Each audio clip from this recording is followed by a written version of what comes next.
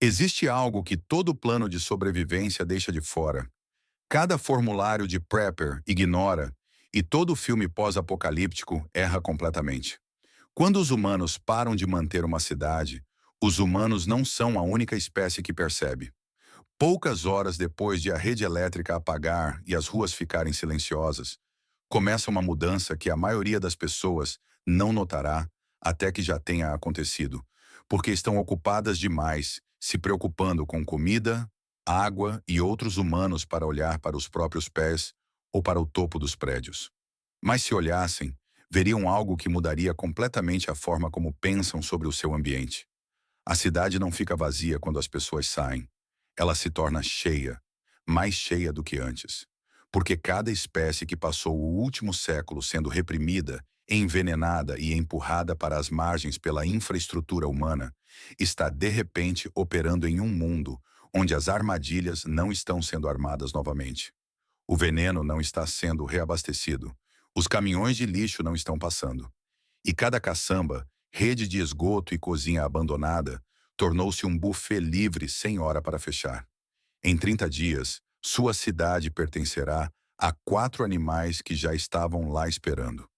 E entender o que cada um faz, para onde cada um vai e como cada um afeta sua sobrevivência, não é um exercício de documentário da natureza.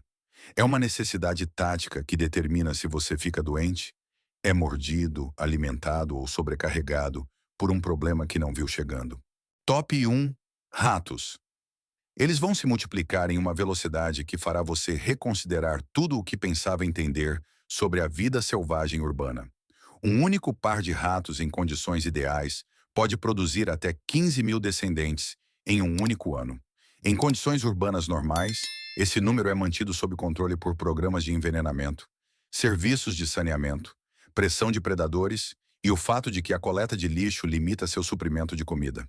Remova todos os 4 controles simultaneamente, que é exatamente o que um colapso faz.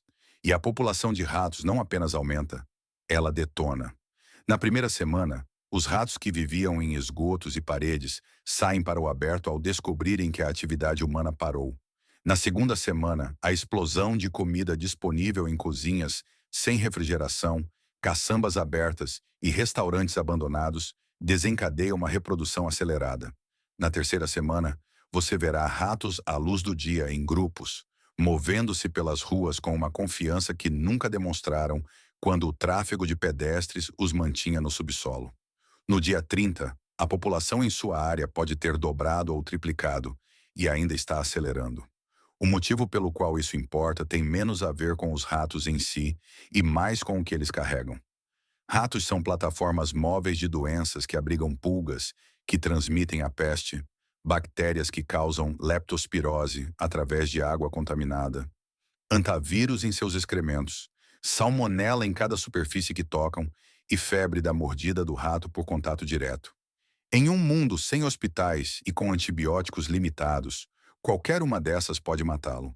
E os ratos as estão espalhando pelos seus pontos de coleta de água, áreas de armazenamento de alimentos, dormitórios e todas as superfícies que atravessam. Mas aqui está o que realmente muda seu comportamento. Os ratos encontrarão sua comida antes de outros humanos.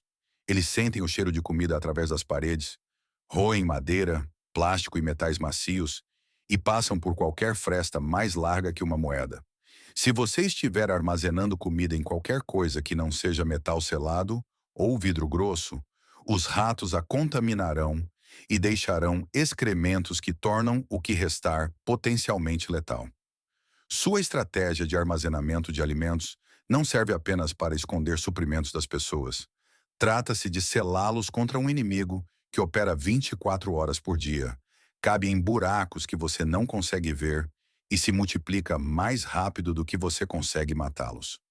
Recipientes de metal com tampas herméticas, comida pendurada no teto com fios que os ratos não conseguem escalar e um saneamento agressivo em torno do seu abrigo. Estas são defesas de linha de frente contra a ameaça biológica mais persistente no seu ambiente. Top 2. Aves, pombos, corvos e rapinantes urbanos. Especificamente, pombos, corvos e qualquer espécie de ave de rapina urbana que tenha feito ninhos silenciosamente nos telhados da sua cidade.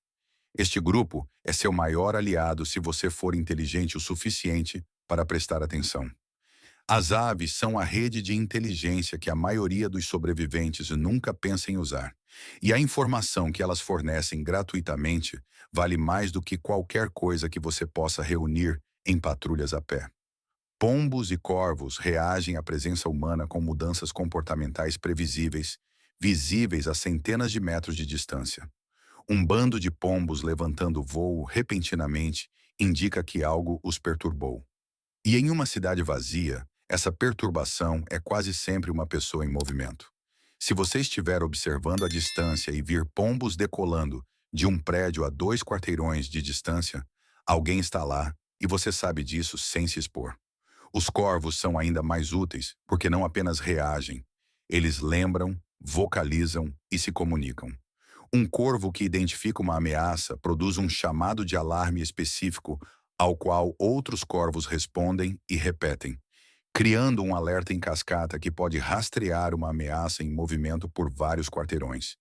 Se você aprender a distinguir os chamados normais dos corvos das vocalizações de alarme, terá uma rede de alerta por toda a cidade, operando em todas as direções que nunca dorme. Além da inteligência, as aves servem como uma fonte de alimento que a maioria dos sobreviventes urbanos ignora, porque comer um pombo parece estranho. Supere isso. Um único pombo fornece cerca de 200 calorias de proteína magra. E os pombos urbanos são enormes em número, lentos para fugir de humanos com quem coabitaram por gerações e capturáveis com armadilhas simples. Uma caixa apoiada em um graveto, um laço ou até com a mão, se tiver paciência. Eles se aglomeram em locais previsíveis sob pontes, em telhados e em garagens de estacionamento. O que significa que, uma vez identificado um local de poleiro, você tem uma fonte de alimento renovável que se reabastece continuamente. Os corvos são mais difíceis de capturar, mas servem a uma função diferente. Eles armazenam comida, escondendo restos em fendas por uma vasta área. Se você observar onde os corvos estão armazenando, terá um mapa aproximado de onde existem restos de comida, o que aponta para recursos em escala humana próximos. Pilhas de resíduos, recipientes abertos, cozinhas abandonadas. Você não está comendo o estoque do corvo. Você está lendo o comportamento dele como um mapa. Top 3 cães. Este é complicado porque os cães existem em um espectro que vai do companheiro de sobrevivência mais valioso que você terá a uma ameaça legítima de caça em matilha, dependendo quase inteiramente da rapidez com que fazem a transição de animal de estimação doméstico para animal selvagem, o que acontece muito mais rápido do que as pessoas querem acreditar. Na primeira semana, os cães que você encontra ainda são, em sua maioria, animais de estimação, desorientados, famintos, procurando pelos donos e geralmente acessíveis com movimentos lentos e comida. Esses cães são um recurso extraordinário porque um cão fiel fornece uma segurança perimetral que nenhum sistema de vigilância humana pode igualar, detectando ameaças através da audição e do olfato em alcances fisicamente impossíveis para nós. Um cão perto da entrada do seu abrigo alerta sobre estranhos se aproximando muito antes de qualquer armadilha de fio ou sistema de latas. E o efeito psicológico dissuasor de um cão latindo é significativo o suficiente para que ameaças oportunistas simplesmente escolham um alvo mais fácil. Na segunda e terceira semanas, a equação muda. Cães sem dono formam matilhas, e o comportamento de matilha emerge com uma velocidade surpreendente, porque a programação social é inata. A domesticação a suprimiu, não a apagou. Uma matilha de 5 a 10 cães selvagens é uma ameaça real para um humano sozinho, especialmente à noite. Especialmente se você estiver carregando comida, e especialmente se a matilha já tiver feito uma caçada em grupo bem-sucedida, que lhes ensinou que a agressão coordenada produz resultados. No dia 30, matilhas selvagens estão estabelecidas, territoriais e cada vez mais ousadas. Elas operam principalmente ao amanhecer e ao entardecer. Evitam grandes grupos humanos, mas se aproximam de indivíduos, e são atraídas pelos mesmos cheiros de comida que você está tentando suprimir. O movimento solo durante as horas de pouca luz torna-se mensuravelmente mais perigoso. A comida transportada ao ar livre precisa de vedação de odor. E o planejamento da sua rota precisa levar em conta os territórios das matilhas de cães, da mesma forma que leva em conta as zonas humanas hostis.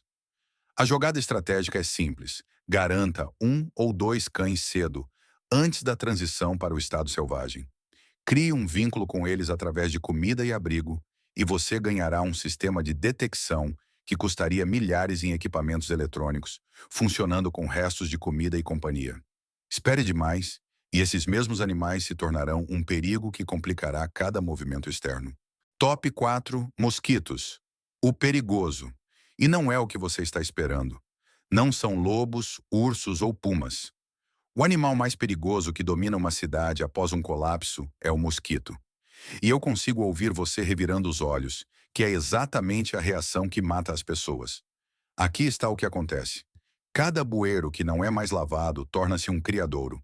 Cada piscina abandonada que não é mais clorada torna-se um berçário, produzindo milhares de adultos por semana. Cada vaso sanitário, recipiente aberto, calha, pneu, balde e pedaço de lixo que retém um pouco de água da chuva torna-se um local de reprodução. E em uma cidade de 1 milhão de pessoas, existem milhões desses microhabitats que eram gerenciados por sistemas que não existem mais. A população de mosquitos não apenas aumenta, ela se torna apocalíptica, atingindo densidades que a maioria dos americanos nunca experimentou. Os mosquitos carregam o vírus do Nilo Ocidental, encefalite equina do leste, zika, dengue e, em regiões mais quentes, malária. Doenças suprimidas por programas de controle de vetores e infraestrutura de saúde pública desapareceram quando a rede elétrica morreu. Em uma cidade antes do colapso, uma picada de mosquito é um incômodo. Em uma cidade pós-colapso, sem hospitais, sem antivirais, sem fluidos intravenosos para a desidratação da dengue e sem forma de reduzir o inchaço cerebral da encefalite, uma picada de mosquito é uma sentença de morte potencial entregue por um animal que pesa menos que um grão de arroz. O impacto prático atinge quase todos os aspectos da sua rotina. Dormir sem proteção durante os meses quentes é genuinamente uma das coisas mais perigosas que você pode fazer. Porque as horas entre o crepúsculo e o amanhecer, quando você está parado e irradiando o CO2 e o calor corporal que os mosquitos rastreiam, são sua janela de maior exposição. Um mosquiteiro improvisado de tecido de cortina transparente, tela de janela ou qualquer malha fina drapeada sobre sua posição de dormir, passa de luxo de acampamento a necessidade médica no mesmo nível de água limpa. Cobrir a pele durante as horas de pico, queimar materiais que produzem fumaça perto das entradas do abrigo e eliminar cada fonte de água parada a menos de 60 metros de onde você dorme. Estas não são medidas de conforto. São prevenção de doenças que afetam diretamente se você estará funcional na próxima semana ou de cama com uma febre incurável. E aqui está o detalhe que conecta a ameaça do mosquito de volta na ameaça dos ratos. Ratos que morrem não desaparecem. Seus corpos se decompõem. Pulgas e parasitas deixam o cadáver esfriando em busca de novos hospedeiros de sangue quente. E em uma cidade com uma população explosiva de mosquitos, alimentando-se desses mesmos restos e depois alimentando-se de você, as vias de transmissão de doenças se multiplicam de formas que dariam pesadelos a um epidemiologista. O problema dos ratos alimenta o problema dos mosquitos, que alimenta o problema das doenças humanas. E o ciclo se acelera na ausência de infraestrutura de saneamento que silenciosamente o impedia todos os dias da sua vida antes do colapso. Aqui está o que tudo isso significa em conjunto. Dentro de 30 dias, a paisagem animal da sua cidade se reorganizou fundamentalmente em torno da sua ausência como espécie dominante. Os ratos mudaram-se para o seu suprimento de comida, espalhando doenças por todas as superfícies. As aves tornaram-se uma rede de inteligência ambiente, transmitindo informações sobre ameaças se você souber como interpretá-las. Os cães dividiram-se em companheiros leais que valem seu peso em ouro e matilhas selvagens, adicionando a evasão de predadores a cada plano de movimento. E os mosquitos transformaram noites quentes em um campo minado de doenças transmitidas por vetores que mata silenciosa e indiscriminadamente. Os sobreviventes que entendem isso não apenas evitam as ameaças, eles integram o ecossistema em sua estratégia. Eles selam a comida contra ratos em recipientes de metal e penduram suprimentos fora de alcance. Eles observam pombos e ouvem corvos, deixando que as aves revelem onde os humanos estão se movendo. Eles criam vínculos com cães cedo como um sistema de segurança biológica que funciona com sobras, e tratam a proteção contra mosquitos com a mesma seriedade que a purificação da água, porque a ameaça invisível zumbindo em torno de suas cabeças à noite é estatisticamente mais propensa a matá-los do que o estranho armado a 3 quarteirões de distância. A cidade após um colapso não está vazia, está repleta de um conjunto diferente de residentes. E sua sobrevivência depende de entender quem eles são, o que querem e como usá-los ou evitá-los. Os ratos querem sua comida, Célia. As aves não querem nada de você. Escute-as. Os cães querem uma matilha. Torne-se uma ou evite a deles. Os mosquitos querem seu sangue. Negue-o ou pague com a sua vida. 4 animais, 4 relacionamentos. E a pessoa que gerencia todos os 4 tem uma vantagem de sobrevivência que nenhuma quantidade de comida, armazenada ou munição pode replicar. Preste atenção nos animais. Eles já estão prestando atenção em você. Se esta análise do ecossistema urbano mudou sua visão sobre a selva de pedra, por favor, inscreva-se e curta o canal. Estamos revelando as realidades de sobrevivência que a história e a natureza esconderam à vista de todos. Prepare-se para a mudança. O próximo capítulo do colapso será revelado em breve,